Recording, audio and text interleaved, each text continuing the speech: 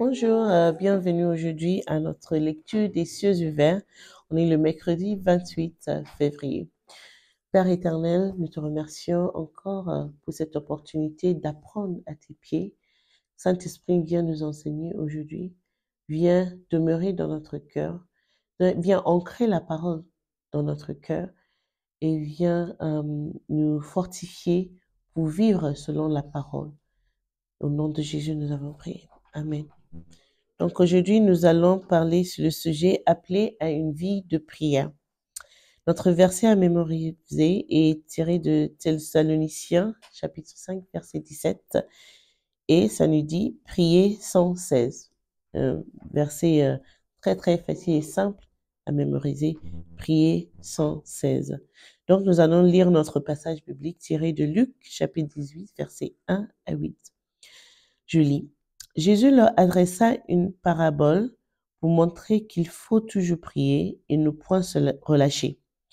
Il dit, il y avait dans une ville un juge qui ne craignait point Dieu et qui n'avait d'égard pour personne. Il y avait aussi dans cette ville une veuve qui venait lui dire, « Fais-moi justice de ma partie adverse. » Pendant longtemps, il refusa, mais ensuite il dit en lui-même, « Quoique je ne craigne point Dieu et que je n'ai d'égard pour personne.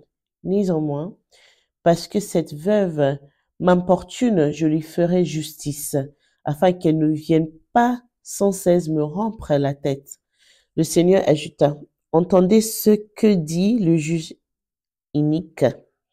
Et Dieu ne fera-t-il pas justice à ses élus qui crient et à lui jour et nuit, et tardera-t-il à leur égard?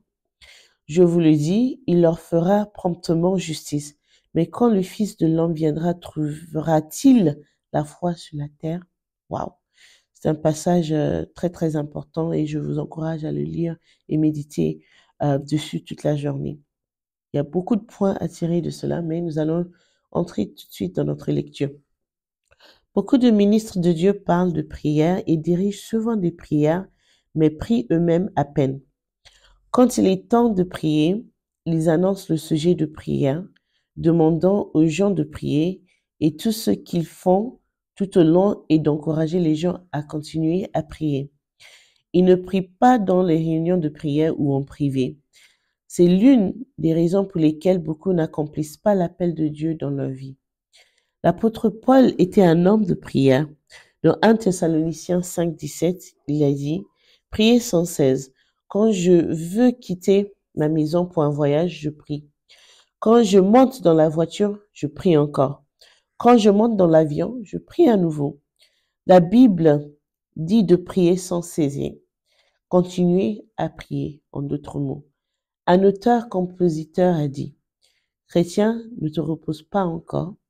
Écoute ton Sauveur miséricordieux qui dit « Tu es au milieu des ennemis, veille et prie. » Dans les années 1985, j'avais essayé tout ce que je savais, mais l'Église ne croissait pas comme je m'y attendais.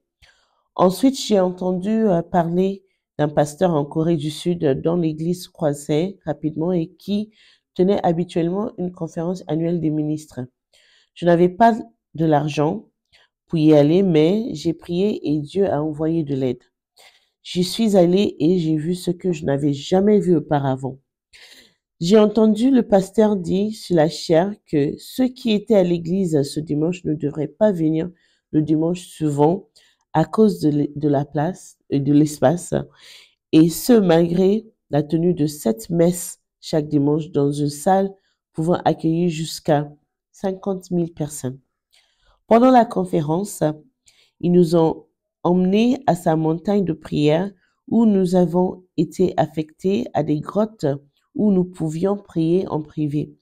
J'ai perdu la notion du temps en priant dans ma grotte et au moment où j'ai fini, ceux qui sont venus dans le même bus avec moi m'attendaient depuis au moins 1 heure.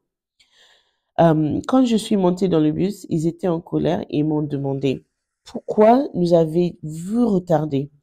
J'ai dit « Je suis désolée, je pensais que nous étions venus pour prier. » Ils ont dit « Allez-vous tout prier en une journée ?» Euh, Personne ne m'a parlé tout au long du chemin du retour.